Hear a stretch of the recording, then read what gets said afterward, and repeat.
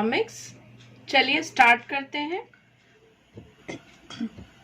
इस वीडियो में हम सीखेंगे टैक्सेशन, क्योंकि मेरे पास कई लोगों की रिक्वेस्ट आ रही थी ये टैक्सेशन पे वीडियो बनाइए, तो अब मैंने थोड़ा टैक्सेशन के नोट्स लिए।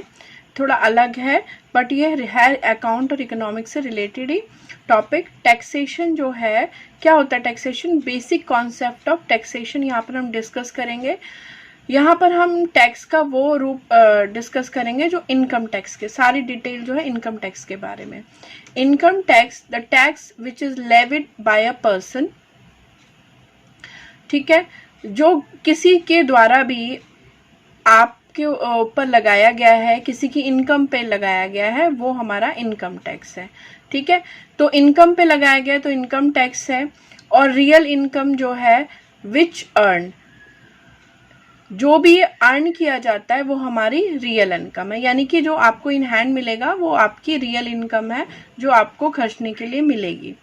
और टैक्सेबल इनकम क्या होगी, वो पार्ट जिस पे टैक्स लगाया जाता है। देखिए रियल इनकम जो इन हैंड पर्सन को मिलेगी, पर उसमें से ज़रूरी नहीं कि पूरे ही इनकम पे टैक्स लगाया जाए, क्योंकि गवर्नमेंट के थ्रू कुछ ऐसी पॉलिसीज होती हैं, कुछ एग्जाम्पशंस भी मिलती हैं, कुछ छूट मिलती हैं, तो टैक्सेबल इनकम डिफरेंट है और रियल इनकम डिफरेंट है। ठीक है, चलिए तो फिर और समझते हैं इसको। यहाँ पर उससे रिलेटेड अदर डिटेल डिस्कस करेंगे हम। Person who can earn, person कौन होता है जो अर्न कर सकता है, पर जरूरी नहीं कि वो अर्न भी कर रहा हो, मतलब anyone can be a person at that age जिसमें वो अर्न कर रहा है, मतलब अर्न कर सकता है, मगर अर्न कर रहा है या नहीं कर रहा है डिपेंड्स अपॉन द सिचुएशन। तो हर कोई पर्सन है जो अर्न कर सकता है, मगर असेसी एक अलग कॉन्सेप्ट है, पर्सन एक अलग कॉन्सेप्ट है। ठीक है, आप पर्सन नहीं बोलोगे जब कोई इनकम टैक्स देने की स्थिति में आ जाता है, यानी वो इनकम अर्न कर रहा है और वो इनकम टैक्स देने की स्थिति में है, तो हम उसे पर्सन नहीं, हम उसे बोलेंगे एसएससी। ठीक है, who is earning money. SSC कौन होता है, जो मनी अर्न कर रहा है और वो टैक्स देने की स्थिति में है। ठीक है, और पर्सन जो है वो कर तो सकता है, पर वो कर रहा है नहीं कर रहा है डिपेंड अपॉन द सिचुएशन। ठीक है, तो एसएससी एक बिगर कॉन्सेप्ट है समझने के लिए जब हम इनकम टैक्स की बात करते हैं। फाइनेंशियल ईयर कौन सा होता है, देखिए वैसे तो ईयर आपका 1 जनवरी से 31 मार्च तक का होता है, बट फाइनेंशियल ईयर जब हम अकाउंट में आते हैं तो फाइनेंशियल ईयर एक डिफरेंट कॉन्सेप्ट होता है, जो कि 1 अप्रैल से 31 मार्च तक होता है। 1 अप्रैल से शुरू होगा और दूसरे ईयर के 31 मार्च तक चलेगा, ये फाइनेंशियल ईयर माना जाता है, और इनकम टैक्स की कैलकुलेशन में भी इसी को यूज़ किया जाता है। ठीक है, अब इस ईयर को समझने के लिए यहाँ पर देखिए 2019 और 20 मैंने लिया है, और दूसरा ईयर लिया है 20 से 21। 29 ये 19 20, ठीक है, 1 अप्रैल 2019 और 31 मार्च 2020। उसके बाद फिर 1 अप्रैल 2020 और 31 मार्च 2021। ये अलग अलग फाइनेंशियल ईयर हैं, बट ये जो ईयर है इसमें इनकम अर्न करी गई है, यहाँ की अर्न इनकम है, और इस इनकम पे टैक्स पे करेंगे हम, नेक्स्ट ईयर टैक्स पे करेंगे। तो ये ईयर जो है अर्निंग का ईयर है, और टैक्सेबल जो इनकम का पेमेंट का ईयर होगा वो उससे नेक्स्ट वाला होगा, क्योंकि जब आप इनकम कमा रहे हो तब आप उस पर टैक्स नहीं दोगे, क्योंकि टैक्स जो है ईयरली पे किया जाता है। तो जब पूरी इनकम का पता ही नहीं होगा तो कैसे आप टैक्स पे करोगे। ठीक है, तो चलते हैं फिर नेक्स्ट कॉन्सेप्ट पे। टैक्सेबल इनकम जो है यहाँ पर डिस्कस करेंगे हम। देखिए रियल इनकम जो इन हैंड मिलती है, ठीक है, टैक्सेबल इनकम उससे कम हो सकते हैं, because some of the exemption the person is getting. ठीक है, और 90% केस में ऐसा होता है कि आपका जो इन हैंड मिल रही है उसके बाद आपके कुछ इन्वेस्टमेंट है या गवर्नमेंट की तरफ से ही आपको कुछ एग्जाम्पशन मिल रही है, क्योंकि इनकम में भी क्या होता है, कुछ स्लैब तक इनकम टैक्स नहीं लगता, उसके ऊपर लगता है। ठीक है, तो सम ऑफ द केसेस में, मतलब मोस्ट ऑफ द केसेस में ये होता है। और रियल इनकम बिल्कुल टैक्सेबल इनकम के बराबर हो, ऐसा भी हो सकता है। 6% केसेस में ऐसा होता है जब उनको बिल्कुल भी किसी तरह की छूट ना मिल रही हो। और रियल इनकम टैक्सेबल इनकम से कम भी हो सकती है, मतलब टैक्स ज़्यादा पे लग रहा है और रियल इनकम जो है कम है। अब आप सोचेंगे ऐसा कैसे हो सकता है। 4% केस बहुत ही रेयरेस्ट केस होते हैं, ऐसे भी हो सकते हैं, क्योंकि देखिए कभी कभी क्या होता है, टैक्सेबल इनकम ज़्यादा क्यों जाती है कि जो थर्ड ऑप्शन है ना, इसमें the person is getting remunerations, other remuneration high बहुत ज़्यादा गेट कर रहा है वो पर्सन, लाइक कि उसका इन हैंड जो है चाहे कम आ रहा हो, मगर उसको कंपनी की तरफ से ऐसी बहुत सारी फैसिलिटी और वो काफ़ी मतलब कॉस्टली फैसिलिटीज़ दी गई हैं। तो गवर्नमेंट क्या करती है कि वो सिर्फ उस इनकम को नहीं देखेगी जो उन्हें इन हैंड मिल रही है, जो अदर फैसिलिटी जिस पे वो खर्चा करते, पर क्योंकि उनको कंपनी प्रोवाइड करे तो खर्चा नहीं करना पड़ा, लेकिन गवर्नमेंट उसको कन्वर्ट करेगी मनी वैल्यू में और फिर उस पर टैक्स भी लगाएगी। लाइक एक पर्सन को हाउस भी दिया हुआ है कंपनी ने रहने के लिए, कार दी है, ड्राइवर दिया है, कुक दिया है, और भी बहुत सारे जो है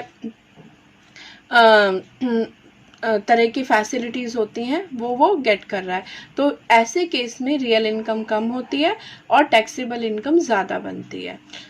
चलिए तो फिर और आगे सीख, अब ये डिटेल हम आगे कंटिन्यू करते हैं। 2000 जैसे अभी ईयर के बारे में मैंने स्लाइड में बताया, तो 2019 और 20 इसको हम प्रीवियस बोलते हैं, प्रीवियस ईयर। जब इनकम टैक्स आप कैलकुलेट करोगे तो जिस साल वो इनकम जनरेट हुई है वो प्रीवियस ईयर कहलाता है, और 2020-21 जो नेक्स्ट ईयर होगा जिसमें आप इनकम टैक्स दोगे, एक्चुअल में ये है असेसमेंट ईयर। ठीक है, ये असेसमेंट ईयर है और जो पर्सन इनकम टैक्स देगा वो एसएससी है। ठीक है, इनकम असेसमेंट ईयर वो होता है जिसमें टैक्स पे किया जाता है, और जिस इनकम पे टैक्स पे किया जाता है उसे हम प्रीवियस ईयर बोलते हैं। ठीक है, अब बात करते हैं computation of taxable income and tax liability. ठीक है, कंप्यूटेशन होगा टैक्स का, और टैक्स लायबिलिटी जो भी आप टैक्स देते हैं वो टैक्स लायबिलिटी है आप पर। ठीक है, और ये जो टैक्स पे किया जाता है ये बैंक को पे किया जाता है। ठीक है, बैंक्स में गवर्नमेंट ओपन करके रखती है कुछ अकाउंट्स ऐसे जिसमें आप टैक्स पे करते हैं। किसी भी बैंक में आप चले जाइए, वहाँ पर टैक्स का एक अकाउंट जो है गवर्नमेंट का होता ही है। ठीक है, अब ये जो टैक्स पे किया जाता है वहाँ पर आपको पूछना पड़ता है चलान पे करना है मेरे को टैक्स के लिए। ठीक है, और चलान क्या होता है? चलान ये नहीं कि कोई फाइन लग गया जैसे जनरली आप जो है ट्रैफिक वगैरह में पे करते हो, तो ये चलान वो चलान, मतलब चलान का एक्चुअली मतलब क्या होता है? मेथड ऑफ पेइंग टैक्स, यानी गवर्नमेंट को टैक्स पे करने के लिए जो मेथड है बनाया है वो है चलान, एक्चुअल में वो है चलान। और it open on the number of challan, depend. अब ये डिपेंड करता है कि चलान का नंबर क्या है। चलान का जो नंबर होता है, ठीक है, उससे डिसाइड होता है on which purpose you are paying. आप जिस पर्पस से पे करते हैं वो पर्पस क्लेरिफाई होगा आपका चलान नंबर से। और 280 जो है ये चलान नंबर है टैक्स पे करने का। अदर डिफरेंट रीजन के लिए जो चलान पे करते हैं उनके नंबर भी डिफरेंट होते हैं। अगर आप 280 नंबर का चलान पे करें इसका मतलब आप टैक्स पे कर रहे हैं। ठीक है, और ये आपको बैंक में जाके पे करना होता है, इसके लिए आपको इनकम टैक्स ऑफिस जाने की ज़रूरत नहीं होती। अब ऑप्शन क्या होते हैं पे करने के? देखिए, मैनुअल भी पे किया जा सकता है, जैसे कि आप बैंक में जाके पे करेंगे, और ऑनलाइन भी पे कर सकते हैं। आपको इनकम टैक्स साइट पे जाना पड़ेगा। सॉरी, यहाँ पर स्पेलिंग मिस्टेक हो गया। ये इनकम टैक्स साइट पर आप जाएंगे, वहाँ पर ऑनलाइन भी पे कर सकते हैं, but you have to fill the challan there also, and you have to fill the password ID and all that. Means अगर आप बैंक में जाओगे तो आप 280 नंबर का चलान मांगे और उसमें फिल करिए डिटेल सारी। ठीक है, अगर आप ऑनलाइन जा रहे हैं वहाँ भी आपको चलान भरना पड़ेगा 280 नंबर का ही, 280 नंबर का चलान वहाँ भी भरना पड़ेगा, पर वहाँ का आपको पासवर्ड ID वगैरह सब चीज़ सारी डिटेल भरनी पड़ेगी। ठीक है, अब जब आप चलान भर देंगे, जब आप टैक्स पे करेंगे, उसके बाद प्रोसेस ख़त्म नहीं होगा, उसके बाद एक स्टेप और आपको लेना पड़ेगा, वो है आप ITR फाइल करेंगे। ठीक है, ITR क्या होता है? इनकम टैक्स रिटर्न होता है, जिसके 3 पार्ट्स हैं। ठीक है, ITR के, जिसमें आपको पहला पार्ट है SSC की डिटेल, यानी आपको अपनी, अगर आप इनकम टैक्स पे कर रहे हैं तो जो भी पर्सन पे कर रहा है मतलब उसको अपनी सारी डिटेल भरनी पड़ेगी, अपना नाम और अपनी सैलरी और बाकी सारी डिटेल। ठीक है, उसके बाद उसको टोटल इनकम उसकी कितनी थी और टैक्स लायबिलिटी कितनी बनी वो सारा का सारा उसमें फिल करना पड़ेगा। और थर्ड पार्ट में उसे फिल करना पड़ेगा detail of income tax payment, यानी इनकम टैक्स जो पे किया उसने उसकी सारी डिटेल, मतलब कौन से बैंक से पे किया, ब्रांच नंबर क्या था, चलान नंबर क्या था, ये सारी डिटेल। यानी ITR में आपको अपनी डिटेल, आपको अपनी इनकम और इनकम टैक्स की डिटेल और कहाँ से आपने पे किया और वो सारा चलान वगैरह सारा कुछ डिटेल आपको फिल करना पड़ेगा। ठीक है। यहाँ पर जो ITR फाइल करने के बारे में मैंने आपको बताया पिछली स्लाइड में, इसमें क्या होगा कि fill detail to calculate the income tax and where you fill the income tax. सारी जो कैलकुलेशन की है आपने इनकम टैक्स की, सॉरी यहाँ स्पेलिंग मिस्टेक हुई है, इनकम थोड़ा प्रिंटिंग में गड़बड़ हो जाती है। तो यहाँ पर आपको सारा जो इनकम टैक्स है, कैसे आपने कैलकुलेट किया, क्या प्रोसीजर अपनाया, उसकी सारी डिटेल, ठीक है, और कितना इनकम टैक्स एट लास्ट बना है आपका, वो सारा। क्योंकि गवर्नमेंट जो है इस ITR को दोबारा चेक करेगी कि भाई उनका रूल क्या था और आपने कैसे कैलकुलेट किया, आपका इनकम टैक्स इतना बनता भी है या नहीं बनता है, ठीक है। इस केस में ऐसा भी हो जाता है, कई बार पर्सन ना अपने इनकम टैक्स जो बनता है उसकी कैलकुलेशन में गड़बड़ हो जाती है, तो फर्दर उसको फिर इंक्वायरी भेजी जाती है और वो बाकी का अमाउंट पे करता है, और कई बार वो अपने इनकम टैक्स से ज़्यादा भी पे कर देता है, क्योंकि थोड़ा सा कॉम्प्लिकेटेड हो जाती है इनकम टैक्स की कैलकुलेशन। तो ऐसे में उसको उसके अकाउंट में रिफंड भी चले जाते हैं। तो ये तब अब गवर्नमेंट को कैसे पता चलेगा आपने कैसे चेक किया, इसीलिए ITR भरवाई जाती है इनकम टैक्स पे करने के बाद, और फिर गवर्नमेंट एक एक डिटेल चेक करती है और उसके बाद फिर आपको उससे रिलेटेड जो भी इंफॉर्मेशन होती है, चाहे रिफंड है चाहे एक्स्ट्रा लेना है, वो सारा आपको बताती है। Different type of income tax has different type of ITR। देखिए इनकम टैक्स डिफरेंट तरह के होते हैं, जैसे एक पर्सन आप सैलरी पर्सन है तो वो अलग तरीके से फिल करेगा, ठीक है, उसका अपना उसकी इनकम अलग है, उसका चालान नंबर भी अलग है, उसका ITR फॉर्म भी नहीं, चालान नंबर तो वही रहेगा, ITR फॉर्म बदल जाएगा। और इसके अलावा कोई शॉप है अगर किसी की, ठीक है, और मतलब डिफरेंट टाइप के लोगों की कंपनी है, कोई कोई फर्म है, तो इन सब के ITR जो फॉर्म होंगे वो अलग अलग होंगे, ठीक है। इनकम तो सभी की है और वो सभी इनकम टैक्स भरेंगे, बट ITR फॉर्म जो है सबके डिफरेंट होते हैं।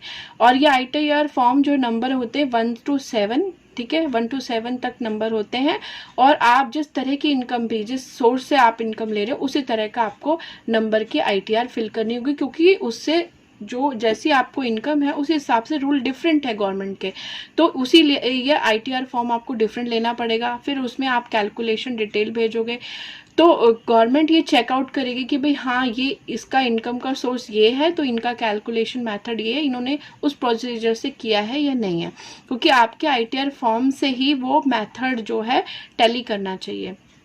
आई होप समझ में आया होगा, and thanks for watching the video and have a nice day. Please इसको ध्यान से देखिए, समझिए, और मैं इसके अलावा और डिटेल भी लाऊंगी इनकम टैक्स की, वो मेरी नेक्स्ट वीडियो में आएगी। और प्लीज़ इसको शेयर करिएगा, और चैनल को अगर सब्सक्राइब नहीं किया तो प्लीज़ सब्सक्राइब करिए। Thanks for watching the